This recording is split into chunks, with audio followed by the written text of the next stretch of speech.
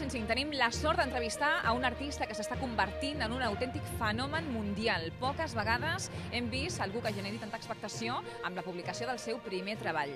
En exclusiva, avui a RAC 105, Xavi Chic. Gràcies i benvingut. Moltes gràcies, Catalunya. Com portes el teu primer disc? Bé, ha sigut un procés llarg, enrevessat. Com està sent la rebuda per part dels fans? Què et diu la gent? Me'ls estimo. Sempre venen a mi dient-me que els abraci, que els beneeixi. Soc una estrella mundial. Sempre estic escrivint signatures. Tinc molta curiositat per saber com serà aquest disc tan esperat. Ens pots donar detalls?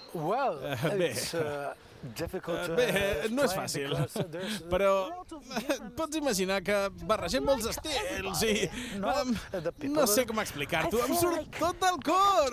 És tot llum i claror. Ho heu entès, no? He dit llum i claror, com volem dir. Ho heu entès, oi?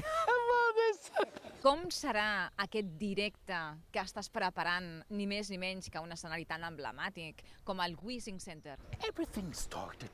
Tot està preparat per ser un dels espectacles més grans del món. Què diries a la gent que critica, que opina que el teu èxit és flor d'un dia? Què els hi contestaries? Us estimo.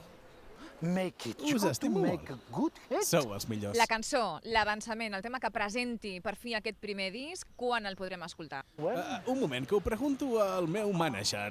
No ho puc dir, sóc una mica trapella. Moltes gràcies, Xavi Chic, per aquests minuts amb RAC 105. Sabem que tens una agenda molt apretada, per tant ja et deixem estar. Xavi Chic. I a vosaltres gràcies també per seguir l'entrevista. Gràcies, Xavi Chic. Un moment, algú sap on està el bany? Sagrada Família?